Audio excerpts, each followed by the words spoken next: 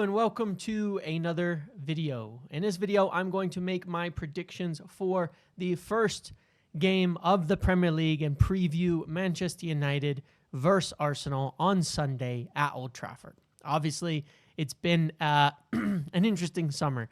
I think that people's moods yesterday are probably better than today. Now, worrying in the news that United will not be going for and to attempting to complete the signing of Carlos Baleba this summer.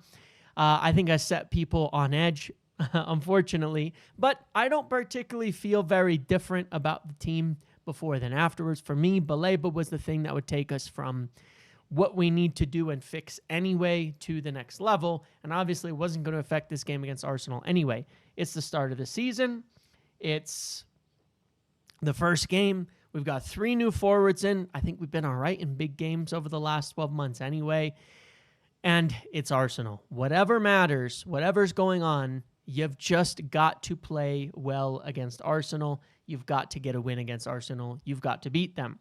So, yeah, obviously, from a perspective of United and Arsenal, United will be going into this game. We need momentum. We need to have a good start. We cannot have another bad start to a season. We cannot have another bad season. We've got to have a decent season. At the same time, for Arsenal, it's a little bit different. They've got to win the league, honestly. They've got to win something serious this year for this whole project under Arteta to be considered a success. Not to say that they haven't built a good and strong team, but back-to-back second-place finishes, not being able to take the league, not being able to win trophies. Time is running out, I think, for Arteta. I think this is a big season.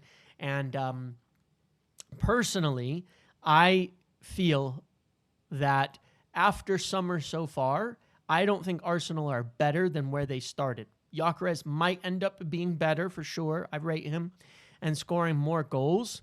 But I think he's going to have some trouble gelling in with Arteta. The way that he plays doesn't really fit Arsenal, which is why I was surprised they ended up getting him. But Berta is in there and made some boss calls, it seems, and maybe Arteta's not running the show quite as much anymore.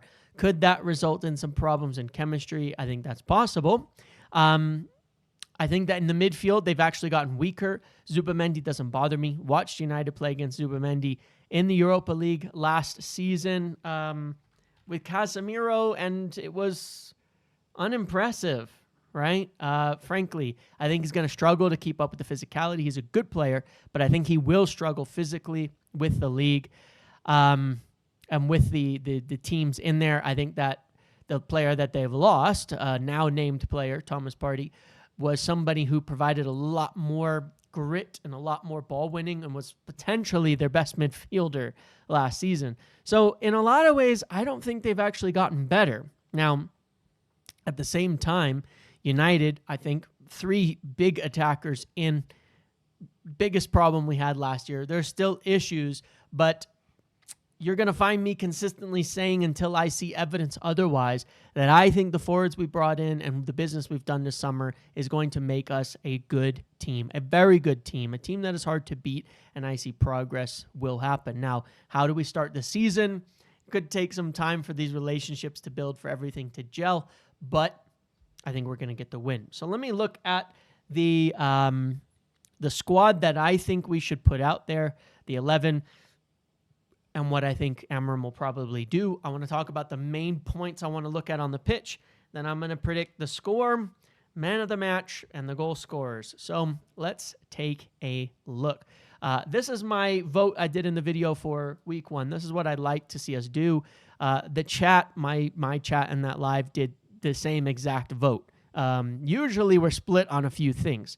Obviously, you might wonder Aiden Heaven or Luke Shaw, De Ligt or Maguire, Ugarte, Casemiro, other options in here. But I think for the most part, most people see what our best 11 is, regardless of the concerns that you have. I think most people are on the same page about it. Most, not all. I don't think it's what Amorim will do, though. In fact, I think he's going to start Casemiro in here, mostly because we've not seen all preseason Bruno and Ugarte in a partnership starting a game. It's always Bruno and Casemiro. I kind of know why, but I don't, and it's not the reason people tend to bring up, but I disagree with it as well. I think that it's a kind of there's a balance in him he likes from what Casemiro brings. and Bruno brings, but I think I just think it doesn't work. And I think in the Premier League against teams that are pressing and doing all of that, it's not even close to enough.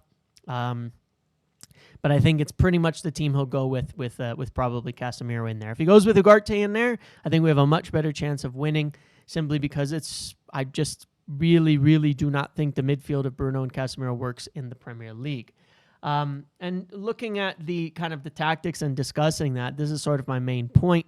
These are the things that I want to see happen for us to have a chance of winning in this game against Arsenal. Number one, seeing the 10s drop in really, really well to support the midfield and build. I think that if we do this, looking at Arsenal's defenders that they have, given that they're in this kind of back four, not a back three, I think we can give ourselves some overloads the way that we do when we play against back fours. Now, when that happens and the 10s drop in well, I think we have good matchups in a couple of spots.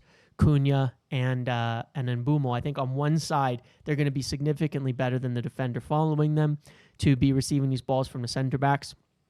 But I also think we're going to need to see these wing backs stay high. That's my second thing, because they are, when we've played Arsenal in the past, we have found joy down the wide areas through the wing backs if they try to stick to us and the 10s drop in properly. So I think that that's a huge area. So 10s dropping, wing backs staying high, I think we'll end up with a good out ball from that position. In addition to that, have to get the striker on the pitch. Have to make sure Sesko's in the game, and I want to see him making these runs so that we have that out ball. We have the potential to be suffocated by Arsenal, and when they start to suffocate you, that's where I always feel we concede against them. I'm okay with us playing long. Big switches to the wing backs, big runs from the striker. We need to have those pressure valve release points, or we can get suffocated in the middle. They tend to press well. They tend to organize well. I do, again, think we'll have a matchup advantage on wherever Zubimendi is. I think we will have a matchup advantage against him on a physical level because we have all these Prem players. But those are my main tactical things. The 10s dropping, the 9 making those runs constantly, and finding the open wing back who will be there. That's the biggest thing that I want to see. And if we can do that right, I think we have a serious chance. Those are the things where I felt they weren't happening last year. No striker runs, 10s not dropping well, wing backs. If we do that, I think we're going to be a handful to deal with the personnel and all of that. If we don't start Benjamin Sesko in here, then I think it's going to get a lot harder for us to win this game. The two decisions that I see that affect us most of all as to whether we win or lose this game are, number one, getting a proper number 9 on the pitch so that we can stretch it, so that we can push Arsenal back, and so we can beat them on the break at times, because they do struggle to deal with that here and there, and we should have some fast physical players that can win their one-on-one battles. So getting Benjamin Sesko on the pitch, I think, is number 1.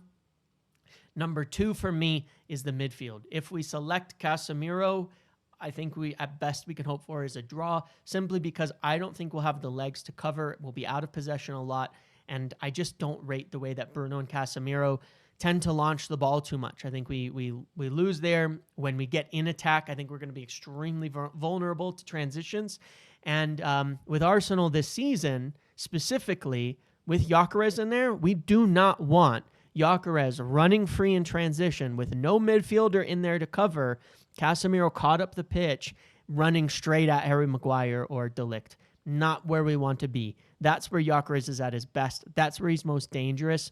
So more than ever in this game, they have more transition threat than they used to. Got to avoid that. So those are my 2 keys there.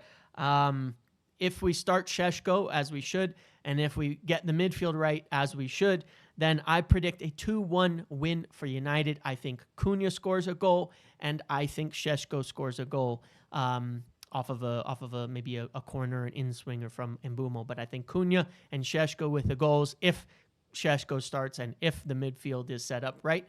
2-1 victory. Man of the match will probably be, I would say, Cunha. I think he's going to be really, really impactful. But you got to get the team right. That's the biggest thing that'll give me confidence or lack of confidence in it. Either way, I think we'll perform better. I think we'll see a good game. I think that we'll do well. But get the right players on the pitch is the most important thing for me in a game like Arsenal. Can't be giving up those breaks to Gyökeres without the midfield support, and need those strikers runs to give us that outlet so we don't get suffocated.